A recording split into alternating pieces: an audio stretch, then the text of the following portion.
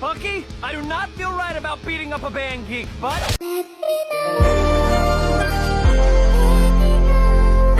Now I think a vast majority of y'all will agree with me when I say that Randy Cunningham, 9th grade ninja, is certified peak fiction. Now low-key, if you disagree and genuinely think otherwise, then all I have to say to you is that you better make sure your walls are completely empty. For I might be inside them later tonight.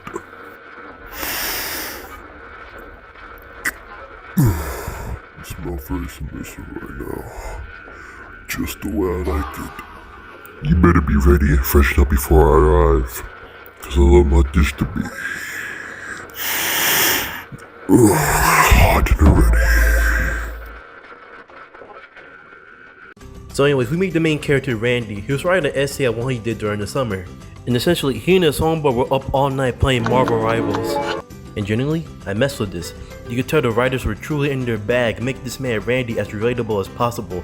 Cause think about it, getting a job, touching grass, talking to bitches, my dude, what type of nonsense are you talking about? Deadpool finally got released and hey yo bro, what was all that movement back there bro? I would need a piece of that. Life was doing this man good until one day Randy walked into his room to see a grown ass man crawl out his window.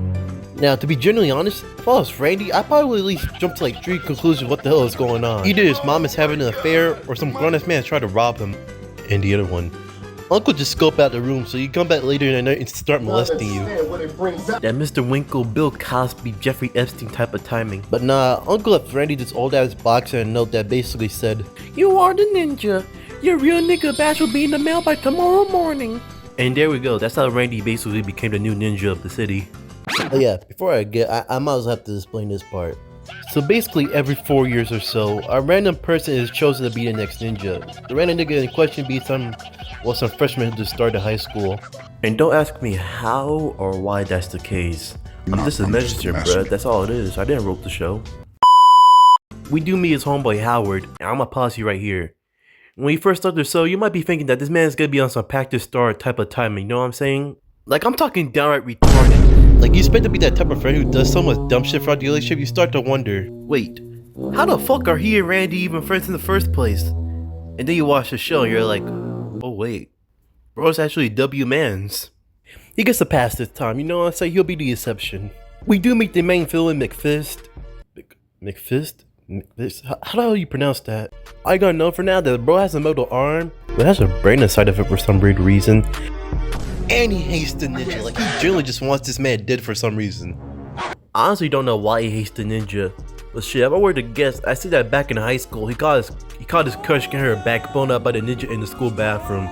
Seeing that event with his own 2 eyes was so traumatizing that he grew to have a personal vendetta against the ninja ever since. I'd go as far to say he definitely has that "I hate you nigga, let's die" levels of hating.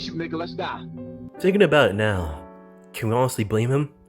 Imagine seeing the girl of your dreams, the one that's probably the only reason you came to school, get her back blown out by a nigga who's doing King the Seer emos right behind her. We all would've wanted that nigga dead as well. Not me though. I move on pretty fast. Later on, we do see Randy again pop up in the school cafeteria in his ninja costume. And I'm telling y'all about that relatability with the writing. Randy is truly realistic as a character. Like, you ever heard those conversations, like, one guy said he has superpowers, I'd be like Homelander, and the other side who said they had superpowers, they'd be like Superman. But let's be real, I think Randy's the most realistic idea of what those would be like. Bro's just trying to impress the hoes. Like, yeah, saving the world is cool and all, but can I at least have some bitches? Coincidentally, while all this is happening, McFix is the one with his wife are at the school. And some of you still remember when Legends of Chamberlain High School was still trending? His wife kinda looks like Milk's mom, bruh. No freaky shit, I just want to make a comparison between the two. I know Uncle be doing some freaky shit to her with that metal arm he has. I just can't prove it.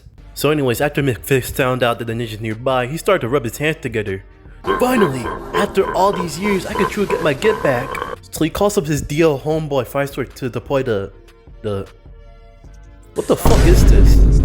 Like, genuinely, what the fuck is that supposed to be? It looked like some random creature I would have made on a spore. Meanwhile... So after under an hour of meet Rider own self, Randy was preparing to leave, and that's when Howard swoops in and stops him. Bro was like, "Please ninja, I need this." You have been me and my homeboy's biggest inspiration since we were little kids. Like, on God, I'm trying to be like, you want big bro? Crazy. And before Randy can say anything about all this unnecessary meat riding, this weird ass creature finally shows up.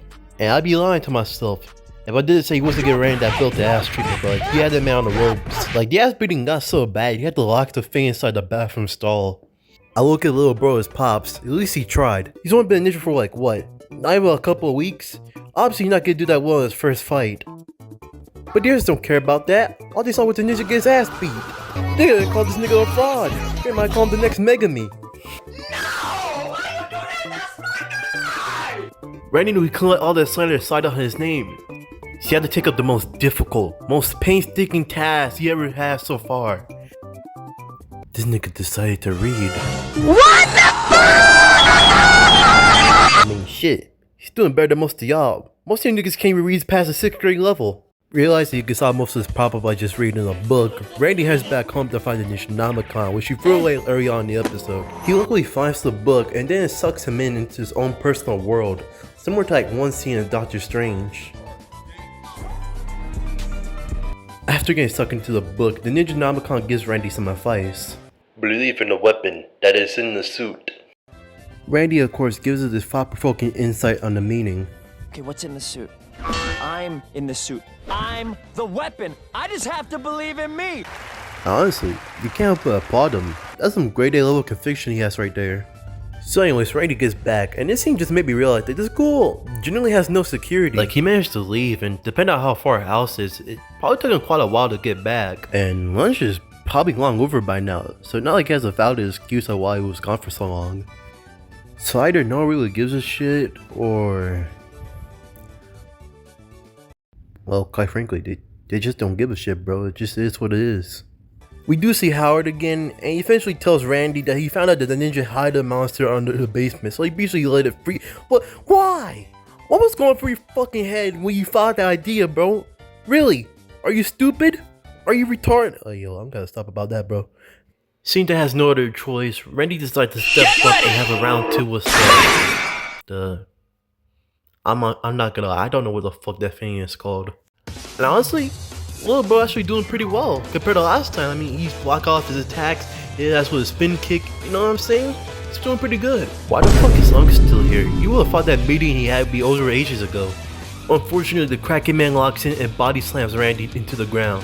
Fortunately enough, Randy pulls out a sword and makes him goes, oh, so that was the Necronomicon, man. There's new weapons in the suit. I'm not gonna lie, if we were Randy, we probably would have the exact same conclusion he did.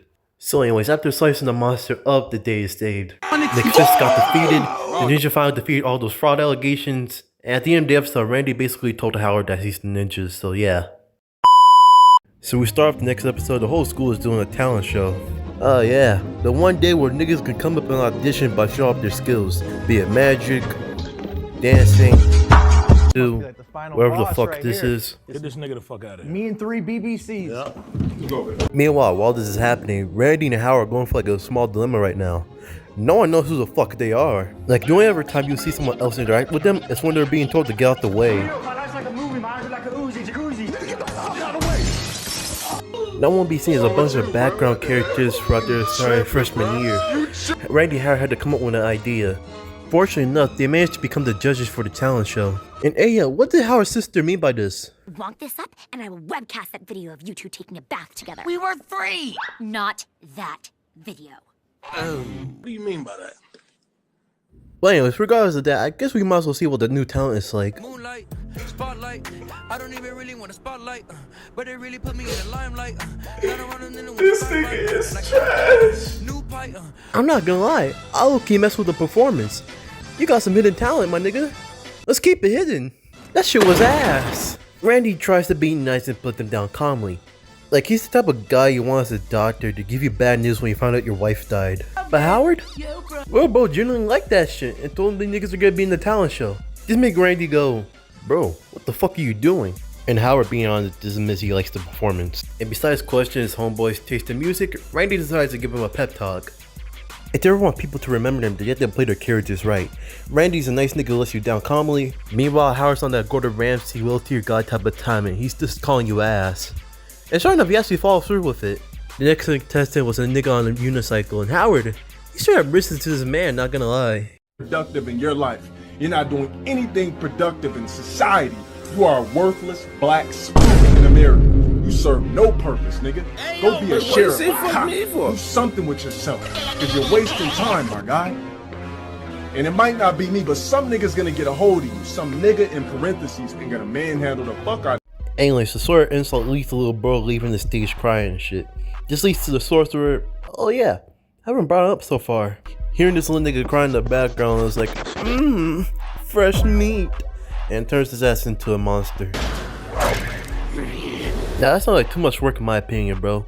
Me personally, if I was the sorcerer, I would hand him a pistol or SMG and be like, You are the sword of Michael. You are the one who cleans these sinners off the face of the earth. Now, go back in there and finish what you have started. So anyways, Randy see that little bro got possessed and hits the CJ from San Andreas. Oh shit, here we go again. And asks Howard if he can cover for him. And finally, it's ninja time.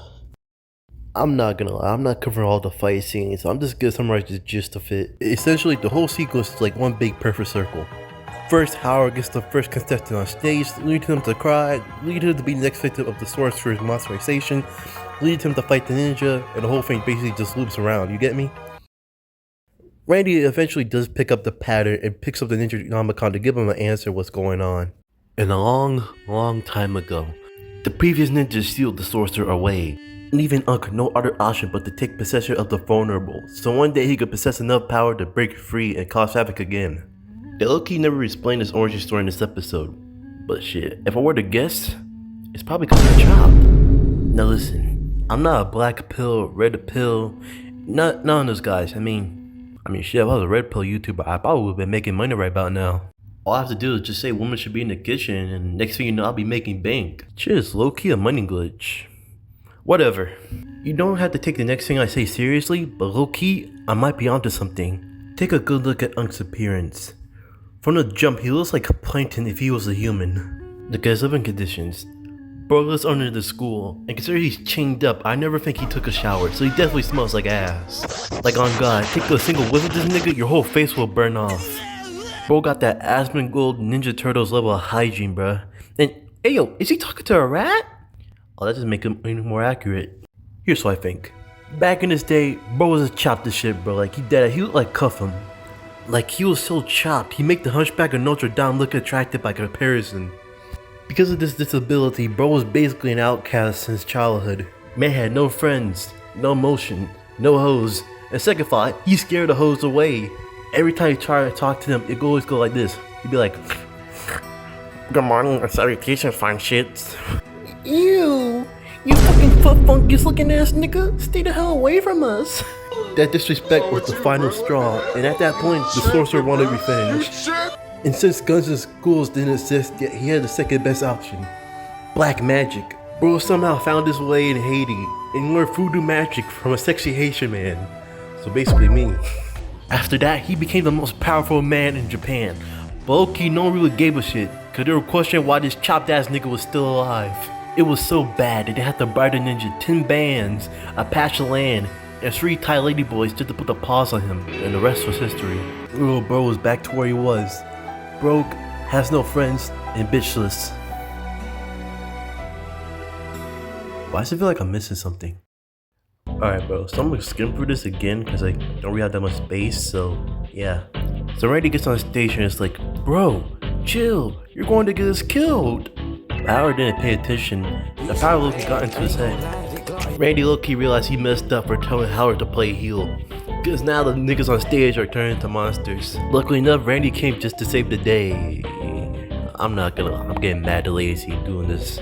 So anyways, after going for like a second phase transformation, Randy finally defeats them and the day is saved. Everyone's turned back to normal, the sorcerer is still stuck in his goon cave.